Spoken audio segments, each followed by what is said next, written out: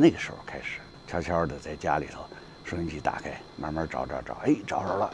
共产党、解放军占领上海，我爸爸每天声音很小，就听着那个电台。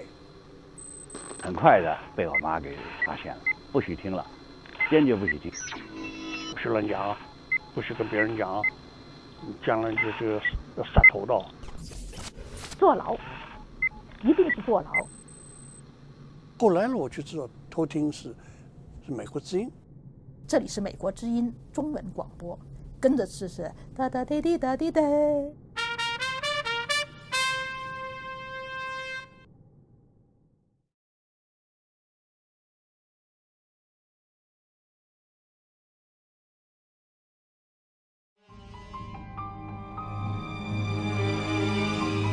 One day in September of 1971, while serving in the People's Liberation Army, Wei Jingsheng was alarmed by a Voice of America broadcast.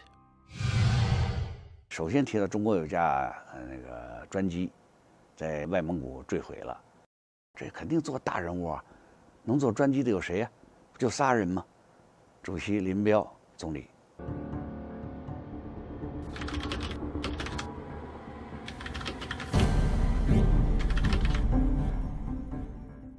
周总理一看，那好像报纸还登着呢，还得每天。咱中国的这特点就是大家从报纸上看谁消失了，谁出现。周总理林彪没出现，猜到了林彪。Deng Pufang, then in Jiangxi province, heard from the enemy radio that Lin Biao's plane had crashed. He immediately told his father, Deng Xiaoping, who because of political difficulties was at that time working in a tractor component factory in Xinjiang County. As Deng Xiaoping's daughter Deng Rong later wrote in a memoir of her father, Deng Xiaoping followed his long-standing practice and said not a word. 我印象最深的那次就是那个中国发生那个林彪事件的时候，美国之音里头报道啊，说中国发生异常事件，说59年庐山会议的时候呢，中国境内的飞机啊只有不到1个礼拜停飞，现在有半个月呢飞机都始终停飞，一定发生了非常大的事件。所以第二天呢，我们就派一个朋友就回去了。等到2天之后，他回来就告诉我们说林彪摔死了。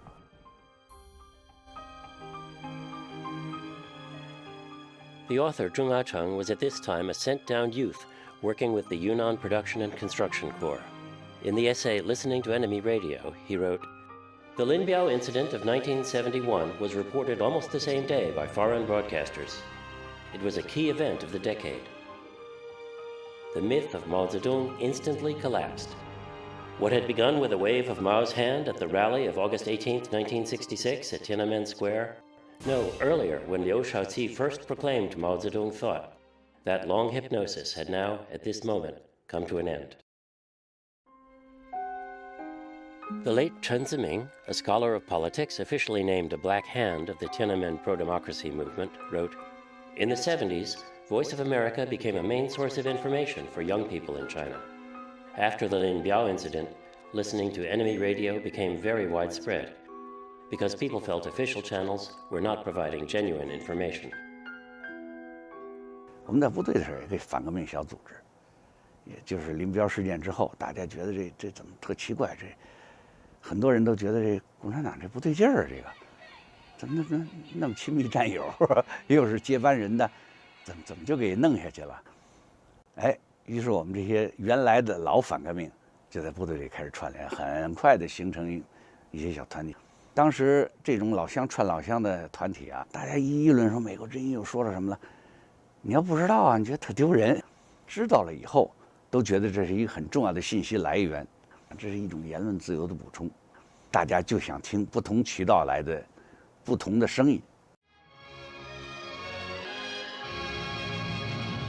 In 1966, Mao Zedong initiated the Great Cultural Revolution. Controls over Chinese political institutions, society, and information became even more extreme. But extremes can provoke reactions, and the stifling political atmosphere led many young people to seek other voices for balance. 我想66年的年底吧，11月份的时候，从那个时候，底下就有人传，哎，有一电台，美国之音，那里头说的跟报纸上说的不一样。你比如说，老毛把刘少奇啊什么弄起来了以后，哎，美国之音就有一些完全不同的说法，说老毛这个搞文革的目的啊，不是什么文化革命，啊，他是为了什么权力斗争，要把这个政治对手搞掉。哎，我们听着就很新鲜，哎，跟现实也很符合啊。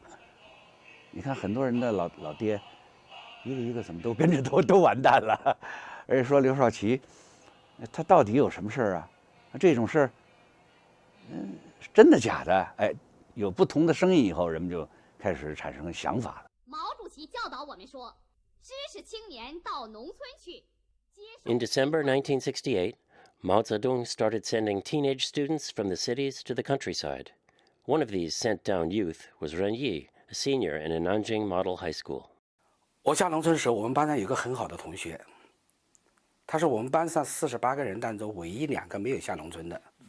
他是因为残疾是驼背，他没下农村。但是这个同学他有一个特好的技能，就是专背半导体。他给我们几个比较要好的同学每人装了一部。那个年代装一部半导体要10多块钱，这10多块钱是天文数字的。他竟然给我们每一个同学装一部半导体。那个半导体有特殊的功能，专听美国之音。Chen Yizi was an undergraduate at Peking University in 1965 when he wrote a 30,000-word letter to Mao Zedong charging the party and the nation with being undemocratic. He was labeled a counter-revolutionary. 69年就到了农村，因为我自己原来学物理嘛，我就做了一个8管收音机，哎，结果就能听到美国之音，结果我们就非常高兴啊！就70年初开始，我们就每天晚上啊都听美国之音。那天晚上，你看我拿了那个收音机，躺在被窝里头，想听，但是别人没睡着啊，不敢听啊，憋得我都有点上不来气儿啊，都有点脑门子出汗。我慢慢播。我第一次真正听到美国之音的声音啊，是1971年，还是林彪事件以前。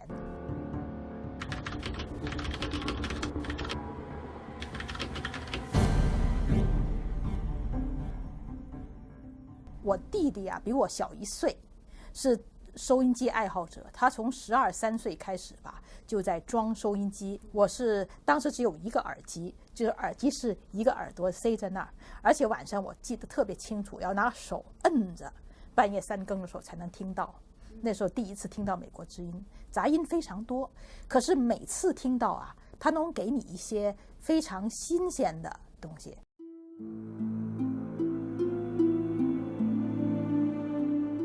A Voice of America listener wrote in to say, "In those black years, I kept my shortwave radio wrapped in a dark cloth under my bed. Only very late at night, when everyone was asleep, did I dare to take it out, put in my earphone, and quietly listen. For the people who lived through those times, this is a collective memory." 所以我们到农村以后，知识青年当中听美国之音，说句老实话，很普遍，因为没有那个消息过来啊，只能从美国之音当中听点消息。比如说阿波罗3天，我们是从美国之音里面知道的。这阿波罗3天，把我们简直是太震惊了。都登月了，我们这还面朝黄土背朝天的，在一锄一锄的干农活。In those locked down years, the sound of the enemy radio pushing through the static was a real mind opener. 反正就觉得听着挺新鲜，哎呦，怎么说的跟不一样啊？这故事好像是有另外的说法。这个对年轻人来说很重要，就是第一次以后就跟上了瘾似的，你就要想听。可是，在那种环境下，很封闭的环境下，那个时候人的感觉都是那样，宁可不吃饭，他也要这个。当时我在工厂里的时候吧，在广州那个江边能收得很好，因为城里头比较乱，就江边比较宽阔。那我们好几个人一块凑着听，我们有一台这么大一台这个无线电波，有几个很好的朋友，我们后来也都是一块当反革命。Lu Wen, a sent-down youth in Jiangsu province in those years, recalled his secret listening. This kind of empty consolation coming over the airwaves was like an anesthetic, helping us get through these most difficult times in our lives. It also made me understand that 2/3 of the people in the world did not want us to liberate them, and the idea of planting the red flag everywhere in the world was just wishful thinking by the great leader. And it made me understand that the people in Taiwan were not living in miserable circumstances at all, that the illness people had in 1960 was an effect of the famine, and that being sent down was just another kind of forced labor. Zhuan Ming, former vice chair of the Central Party School's Office of Theory Study, was also a VOA listener in those years. 听美国之音我是很早就听的，但是过去听呢是并不很系统，是偶尔听。比较系统的听呢是我到宁夏去以后，1969年开始我们文化大革命中间中宣部撤销，从北京到宁夏，在宁夏这种地方听美国之音就特别清楚。各界都有很多人偷听敌台，我就发现有点知识对现实有怀疑的人，很多人就想多听一些信息了，不能满足于就是人民日报那点东西。而这个时候，这个偷听敌台就成为非常重要的信息来源。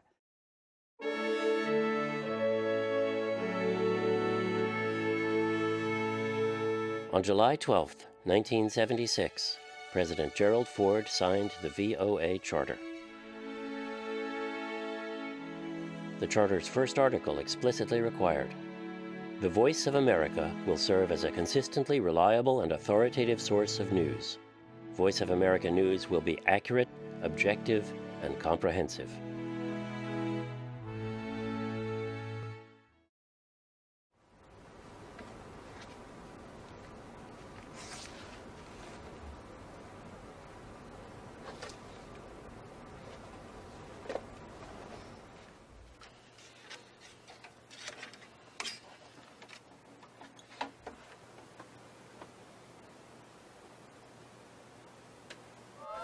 记者现在看见前面有点纷乱，好像出了什么事了。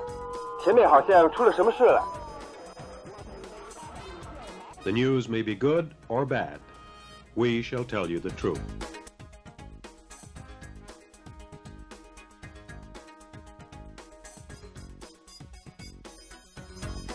很多重大的新闻以及对一些重大问题的看法，我们都经常从美国之音得到启发。In the 1980s, Chen Yizi was director of the Chinese Institute for Reform of the Economic Structure. He was an advisor to 2 Communist Party chiefs, Hu Yaobang and Zhao Ziyang. After the 1989 Tiananmen crackdown, he was forced into exile and died abroad. But during his lifetime, he never forgot that the starting point of the reforms was the days of secret listening to the Voice of America.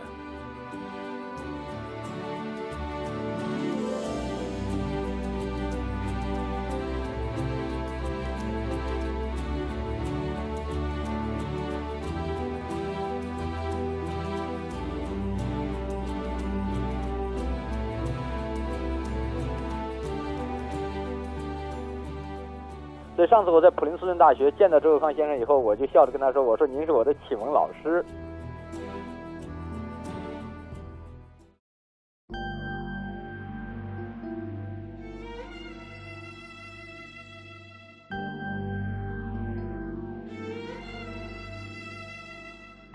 中国这种政权啊，这种专制政权，毛泽东时代很重要的一件事，他们做的非常成功的一个事情，就是将人的常识感和人的这个价值观念完全分开。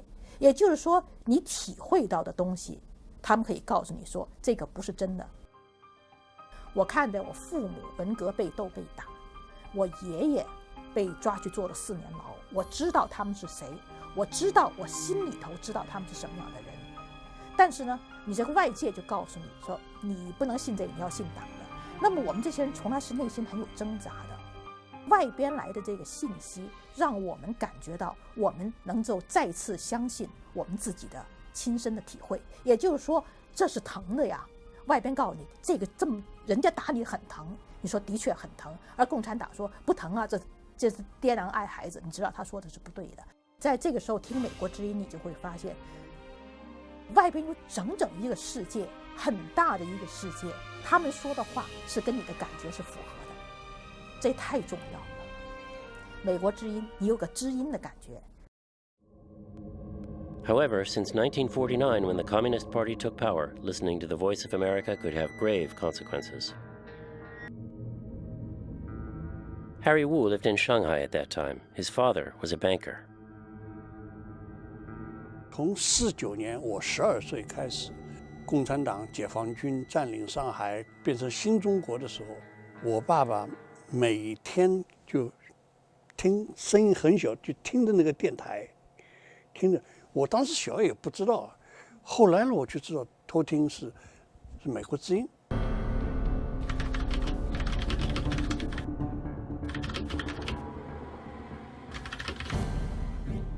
当时只有2个电台，只要一听台湾电台、自由之声或者是美国之音，那就偷听地带，很严重。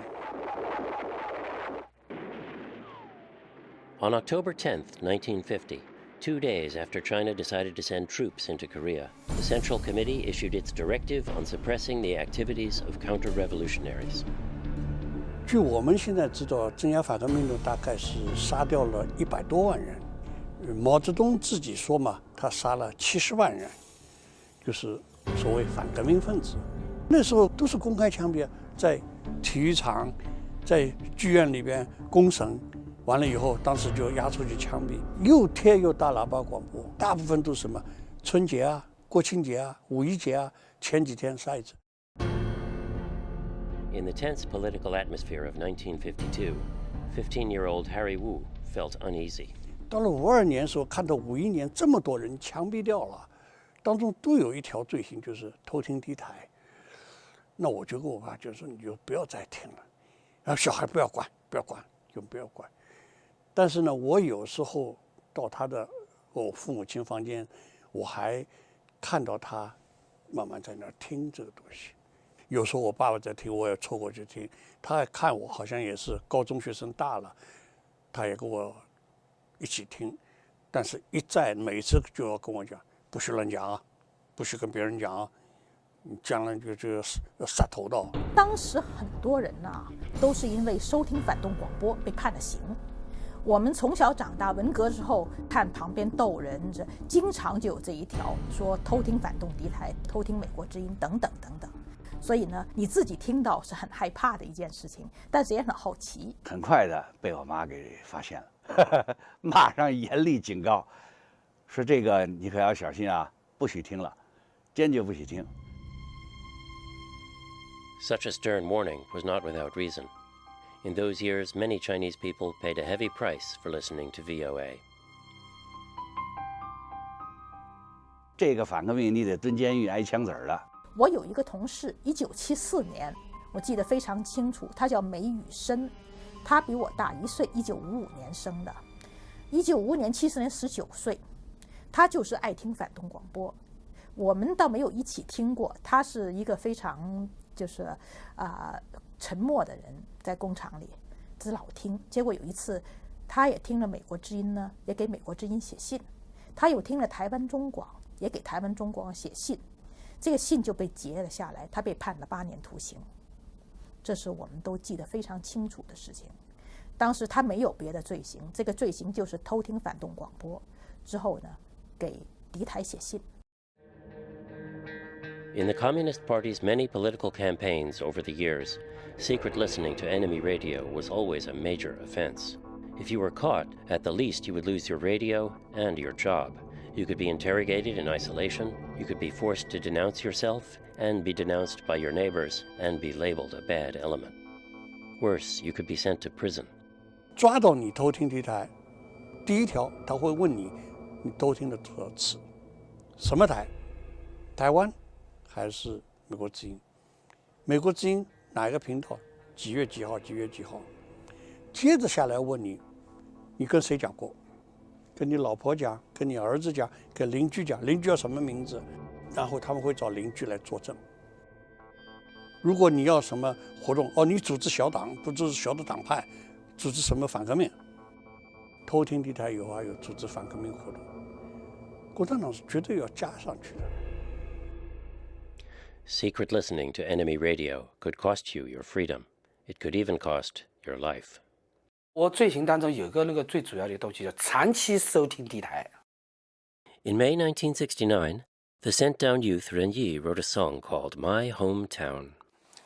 蓝蓝的天上，白云在飞翔，美丽的扬子江畔，是可爱的南京古城，我的家乡。 This song expressed the feelings of all the sent-down youth, longing for home and deep bewilderment about the present and the future. Within a month, the song was being sung by sent-down youth all over China, and it gained the popular title, The Song of Youth.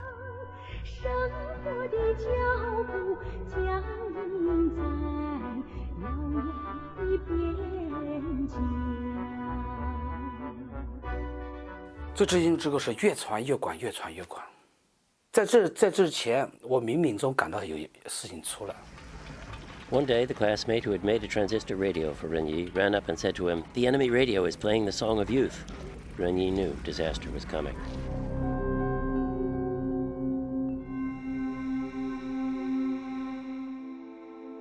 莫斯科广播电台是8月份播的，美国之音是10月份播的。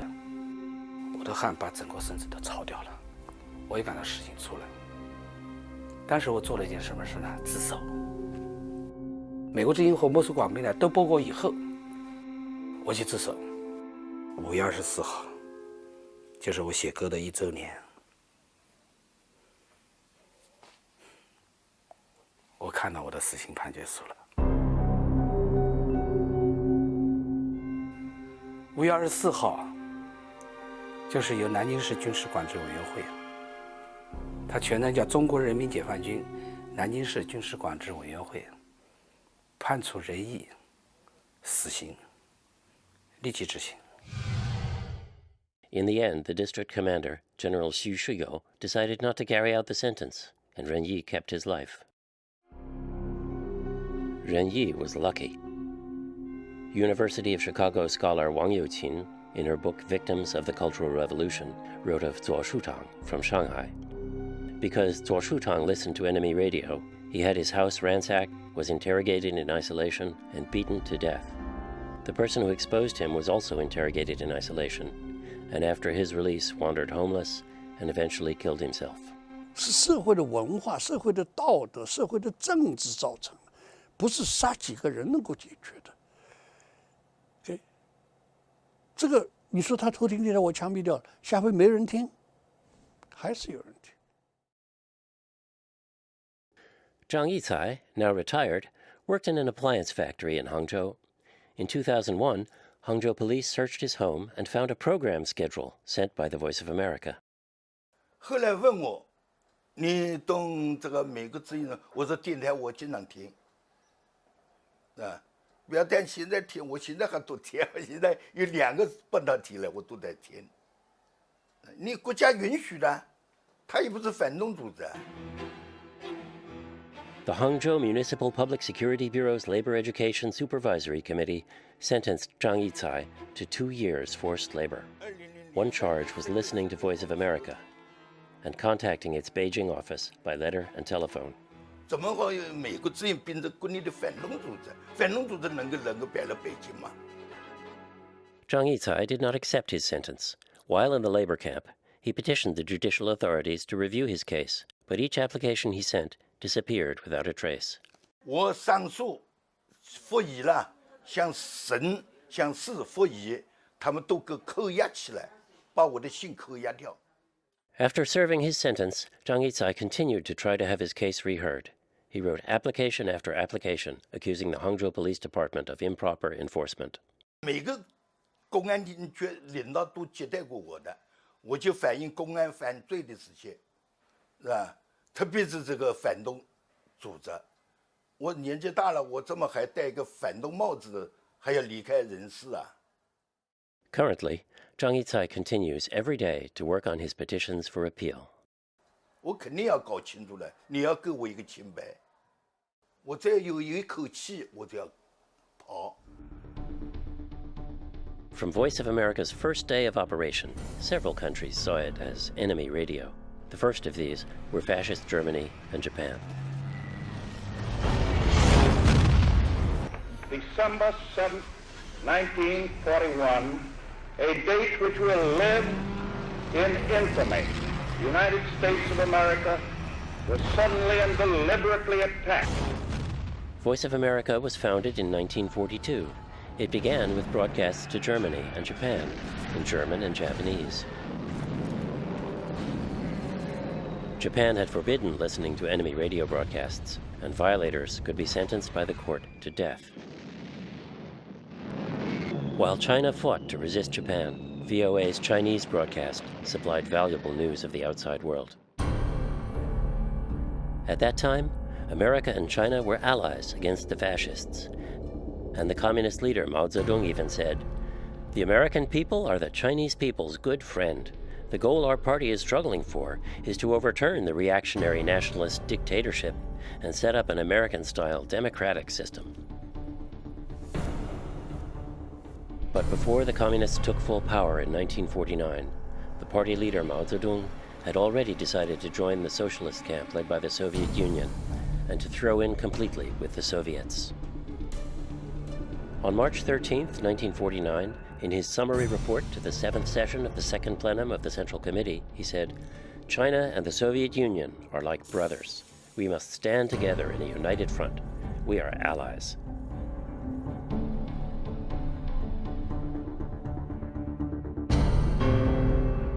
On August 18, 1949, Mao Zedong wrote a blistering essay for the Xinhua news agency titled "Farewell, Leighton Stewart," attacking America's China policy and the American ambassador, stating, "American imperialism has lost all the credit it once had with the Chinese people."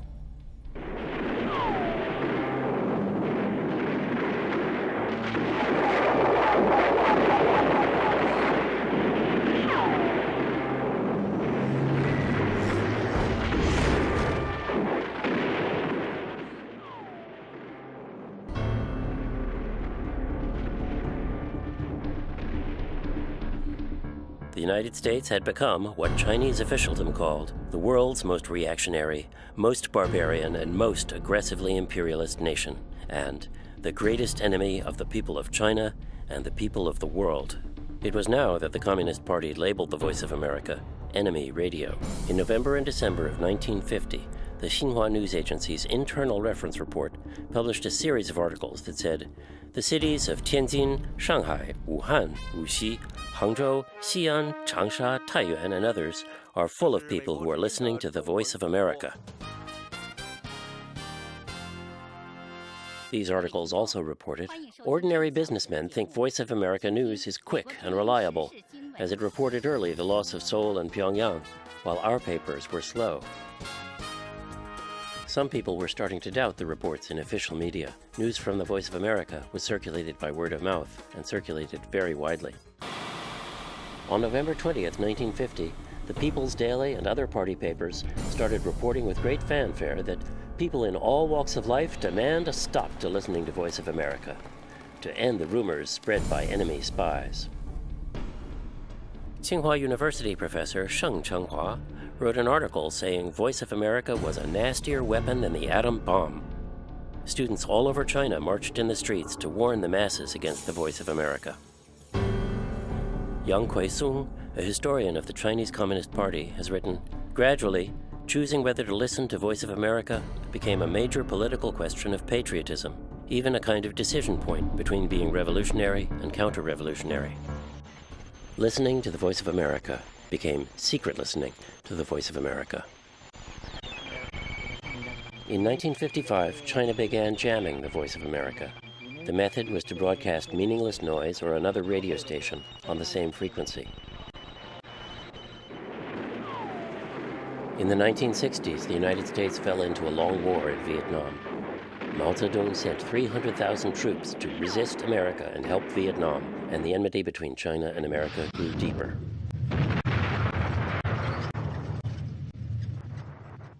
In the early 1970s, to counter the Soviet threat, China and America improved their relations. In 1972, the American President Richard Nixon visited China. And in 1973, the American government established a liaison office in Beijing. The two countries, enemies for 20 years, were now rebuilding lines of communication. 尼克森从中国回来之后，我们当时那个中文部的那个头，他是从台湾回来，他是外交官啦，从台湾回来。他说，在台湾用的这个一本教材很好，他说不妨我们试一试。In 1972, Voice of America began its program English 900. 何立达主持播讲英语900句。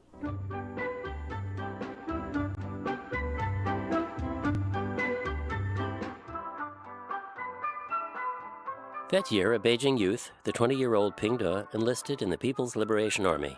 His first job was to care for the horses in an army farm outside Beijing. One day, a fellow soldier gave him a copy of the book English 900. 这个书呢，来源还很不容易，因为当时呢，中国在这个文革后期嘛，逐渐的和外部世界又有了一些联系。据当时我们这个战友讲呢，是说因为好像中国的一些外交领导人到这个联合国去，这样的话才把这个英语900句这本书给带回到中国来，在当时所谓叫内部教材。后来人家就跟我讲，他说美国之音是有这个英语900句的这个课程的广播，这样我就开始跟着这个学，还专门去买了一个小的收音机，60-70块钱。在那个时候还是一个很贵的、很奢侈的这么一个家用电器吧。那时候单位里头也很明确，就是说鼓励大家学英语，但是呢，就明确说呢，不可以收听敌台。Ping De was well aware that VOA was enemy radio, but he was hungry to learn. At that time, he was living by himself in a horse barn. During the day, he dealt with the horses, and at night, he listened to English 900. In his words, I felt I was living like a noble. It was beautiful. Later, he was transferred to the electrician's squad. Listening to enemy radio in a place with so many people, with eyes everywhere, was very difficult. We paid them for the last semester.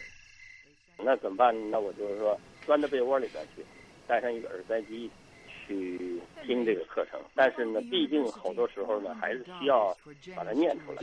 因为你学英语嘛，你这种模仿是必不可少的。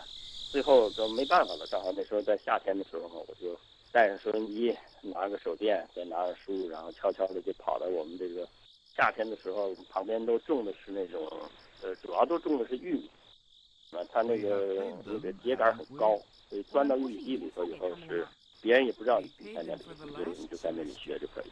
They sent us a bill for the new semester. Only 2 semesters a year. Ping De recalled, one time when I came out of the cornfield to go back to my dorm, I was tailed for a long time by the night patrol. Maybe he suspected I was dating a female soldier.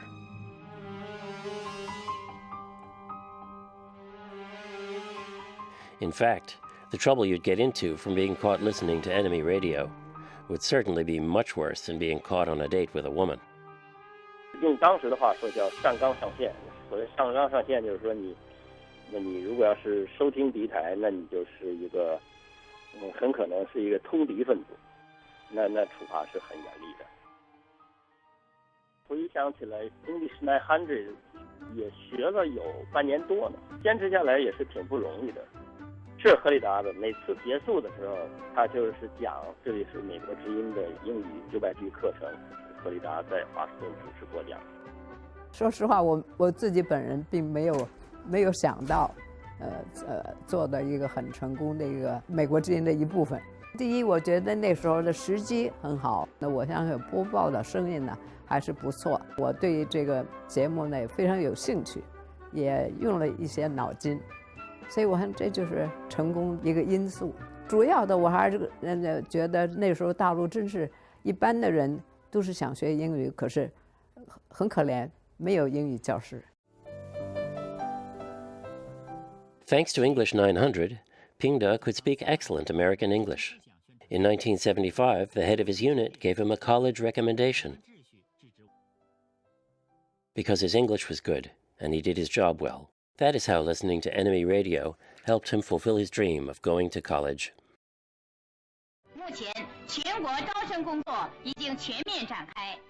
In the winter of 1977, China resumed the college entrance examination system, suspended for 10 years by the Cultural Revolution.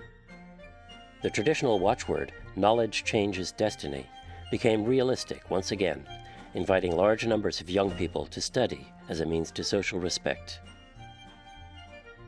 And learning English became especially popular. Voice of America's English 900 became a familiar point of reference. One listener, Lu Xin, recalled, "By the 1980s, the atmosphere had completely changed. Some colleges even put Voice of America programs on their own broadcast systems, and nobody worried about it." In 1979, the U.S. and the People's Republic established formal relations. After the horrific 10-year Cultural Revolution, the Chinese people viewed the outside world, especially the West, with great curiosity and hope. From Washington, here is the news in VOA Special English. For the new generation of college students, Voice of America's news programs and programs in Special English were among the main ways to follow current events and learn English. More and more people made listening to the Voice of America a regular part of their daily lives. In the 1980s, according to Chinese officials, the Voice of America's listeners in China numbered over 17 million.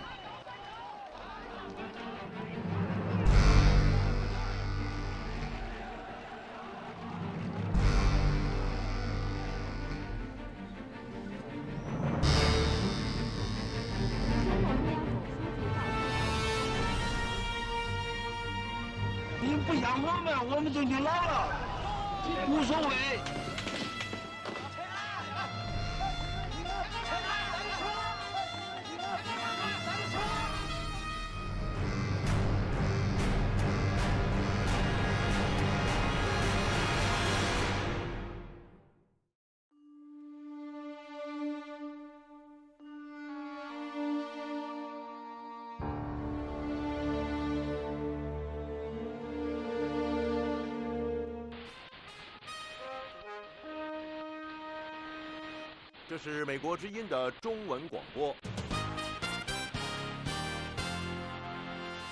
各位听众，这 VOA 有一个了解中国情况的一些特别的节目吧。因为我总是记得父亲总是到了什么点的某一个时间的时候呢，就弯着腰听着那个小小的收音机，差不多贴到耳朵上。实际上呢，父亲是想通过这样听收音机、听外电的一些报道，来了解世界的情况和了解中国发生的情况。Among the top leaders of the party, the government, and the military, Voice of America had more listeners than just Zhao Ziyang. Li Peng's June 4th diary, published overseas, mentions VOA in over a dozen places, showing that even the hardline Li Peng, Zhao Ziyang's chief opponent, member of the Politburo Standing Committee, and Premier of China, was a loyal VOA listener. April 24th. In the morning, I heard the Voice of America say that the students went on strike to protest the police use of violence, to pressure the government to grant democracy and freedom. May 11th. The Voice of America broadcast said, the large demonstration on April 27th marked a turning point in Chinese history. May 30th. The Voice of America said China is conducting a Stalinesque purge of the party.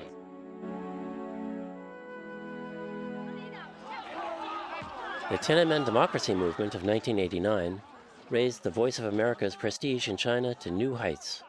The students in Tiananmen Square even set up a loudspeaker broadcasting the Voice of America. 新闻广角镜。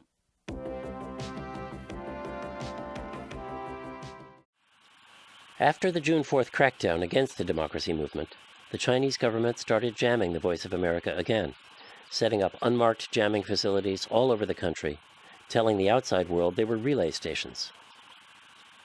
通常都是干扰非常大，我们都听不到什么东西，滋滋啦啦、滋滋啦啦乱响，因为信息控制的很，这你都知道了，控制的很厉害。现在想起来，了解中国的情况还要听美国或者法国的电台，实在是很可悲的。These jamming stations broadcast sometimes pure noise and sometimes folk songs with drums, gongs, and shrill pipes. A listener in Sichuan wrote in, "I use an earphone so the neighbors won't know, but the drums and gongs are deafening. If I listen too long, I get dizzy and see stars. Still, I keep listening." In September 1994, VOA began television broadcasts in Chinese. 我是李素，我是宁欣。首先报告新闻提要。 In July 1999, VOA established a Chinese language website. The Voice of America had grown from mere radio to a multimedia operation: radio, television, and the internet. Just as it jams the radio broadcasts, China now blocks the Voice of America website. In spite of this, by the turn of the century, VOA's Chinese website was getting 100,000 hits each day. And every week, the radio broadcasts were heard in China by 8 to 10 million people. Today, though the Chinese people have incomparably better sources of information than when the country was sealed off from the outside world, still there has been no loosening of the blockade against Voice of America radio and internet. And setting up a satellite television dish requires explicit permission from the police. Many people in China are still getting reliable news from the outside world through the Voice of America. Well-known public intellectual Yao Jianfu has said that Chen Xitong, late mayor of Beijing and member of the Politburo and the State Council, relied on Voice of America for news during his confinement in Qincheng prison. 我说你怎么知道国外说陈锡同的贪污事？他说允许带一个收音机，他听的就是美国之音，所以他通美国之音在监狱里面听到了各种信息。我说你这还了不起，美国之音还给你提供了那么多信息，所以美国之音在这一点，我觉得起的作用可能也不可小估。所以对他来说，等于除掉人民日报以外，就是美国之音知道各方面的信息。知道一些高层领导，特别是一些不是很得意的这些高层、最高层，甚至政治局常委什么的，他们得到就是共产党给他们的信息也是，就是不完全是真的，所以他们也听，兼听则明，他们听是公开的听，甚至秘书、警卫员给调好了听，到了时间提醒首长一下，哎，这美国之音要广播了，等等，他们是公开的。最近我到美国以后，听一些国内来的朋友讲，就说现在这些高层领导人人听。China's famous blind human rights activist Chen Guangcheng was released from prison on September 9, 2010, 5 years after his arrest. But he remained under house arrest, under heavy guard. During this time, he listened almost every day to the Voice of America shortwave broadcast. 刚刚回家的时候是没办法听的，因为家里没有这个事。后来过了1天还是几天，我把一个很破的收音机修理了一下，能够勉强的听到一点点这个关于美国之音的报道。就是因为效果特别差那个时候。Chen Guangcheng's house arrest drew the attention of the world. Voice of America followed the story closely. 维权律师陈光诚的现况受到国际社会的密切注意，尤其是在2月11、12号的时候，我听到过一些美国之音的报道。那个时候一般都是在晚上8点钟以后吧，我记得，好像还有重播，9点钟还要再播一次，9点钟以后。那时候听到的感觉会特别不一样。怎么说呢？对，那个时候就是唯一的信息渠道嘛。Later, the people overseeing Chen Guangcheng's confinement took away his radio. His only source of information about the outside world was cut off. In April 2012, Chen Guangcheng, with help from 4 online friends, eluded the guard of over 100 people stationed around his village and entered the American embassy in Beijing. After negotiation between the two countries, Chen Guangcheng and his wife and children were allowed to leave China for the United States. 山东东势谷走出来了。共产党对信息的封锁，虽然不像以前那样完全能封锁住，但是封锁的程度也是很厉害的。说翻墙，现在有多少？还说年轻人都会翻墙，没有都会。其实啊，能翻墙出来看电脑的人连1%都不到，大多数人，而且农村那些人，很多人很穷的，大家忽略了一点，中国有1半的人口在联合国的贫困线以下，他们哪儿买得起、玩得起电脑呢？而对这些普通老百姓，广播是非常重要的东西，比其他的媒体都重要。The Cold War is long past. China grows ever more deeply involved with America, culturally, economically, and politically. But for Chinese authorities, there is no real change in Voice of America's status as enemy radio. In 2013, General Liu Yazhou, member of the Central Committee and political commissar of the National Defense University, had his university join with the military's political department and general staff department and the Academy of Social Sciences to produce a television documentary called Silent Contest. It expressed in full measure the hostility and distrust of the United States felt by the Chinese army, government, and party. It warned the people that America was working through 5 channels: politics, culture, thought, institutions, and society, to overthrow China. In one of these, the leading force, it said, is the voice of America. 太多的证据表明，互联网的控制和运用业已成为美国向世界各目标国家发动政治打击、策划政治颠覆的基本手段和主要途径。毫无疑问，他们的下一个目标早已瞄向了中国，这绝非耸人听闻。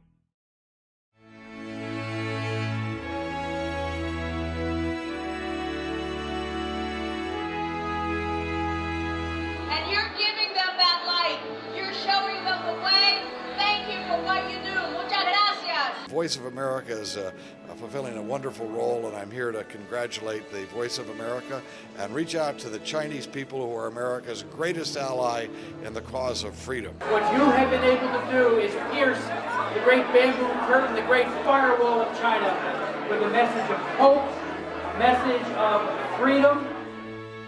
For 15 years now, the Voice of America. Voice of America occupies, I believe, a key part. The Voice serves the interests. Free flow of information is the lifeblood of democracy. I'm proud to say that the Voice of America still speaks strongly. We're going to shuffle to camera 3. 再次激化中日的紧张关系呢？欢迎您来到马上非常感谢。我城内外，欢迎光临。专是回避的真相。他所见的那个现状，你把真相至少让大家知道，究竟是不是一项不可能的任务？林书豪在纽约尼克队的。VOA 有问必答。伊拉克的局势动乱越演越烈，大约是在1万亿美元。中国也出现了可喜的亮点。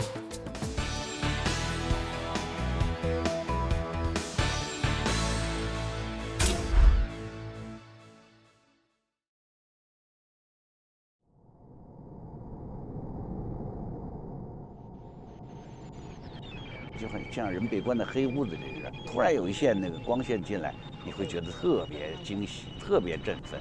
他给我们在紧紧封闭的铁桶中开了一个洞，就一个小洞，我们就看到很大的世界。请您继续收听收看《美国之音》。